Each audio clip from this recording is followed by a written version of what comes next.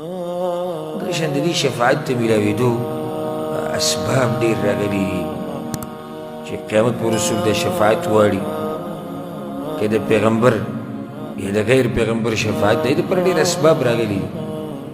او دا مقام دغه تفصیل نه دی چې زه هغه ټول اعمال ذکر کړم لکه هسې مثال د ټولو نه لوی سبب چې انسان ته شفاعت د قیامت پر ورځ نصیب کېږي ټول نه لوی سبب هغه توحید دی چې انسان عقیده د توحید صرف د الله بندګي کوي دویم لکه یو عمل دام دی د قرآن تلاوت ډېر کول پیغمبر صلی الله علیه وسلم سوی صحیح مسلم کې حدیث اقرأوا القرآن فإنه يأتي يوم القيامة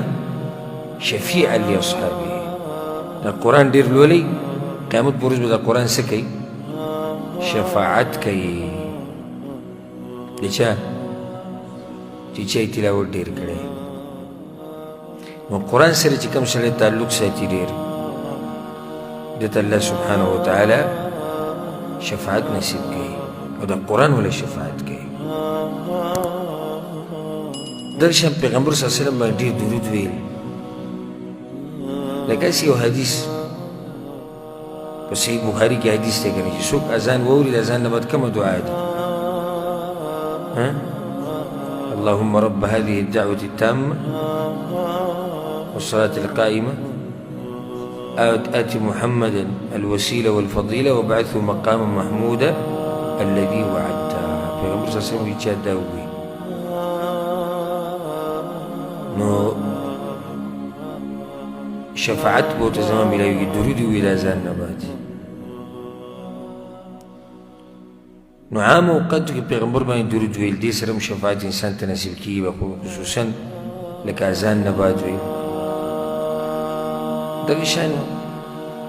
چې موحدین د باندې جنازې وکړي دا شفاعت هم الله قبلوي د جنازه هم یو شفاعت دی ګورې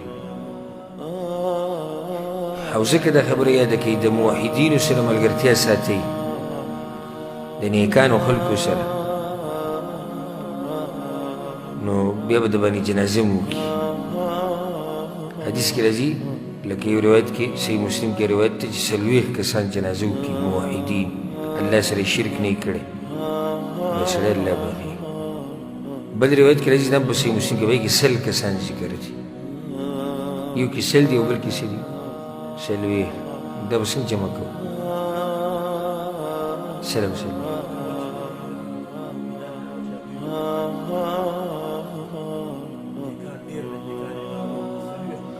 بارك الله فيك معروفه جمع دي دغه ده چې د سلويخ چې کوم حدیث کې راغلي د هغه سلويخ چې دوی په دینداري کې ډېر اوچته درجه کې دي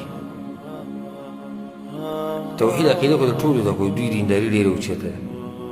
خو که دینداري کې کمزوري نو بیا 100 کسان پکار دي چې دینداري کې کمزوري نو بیا څو موحدین پکار دي بیا 100 پکار دي والله اعلم دغه شان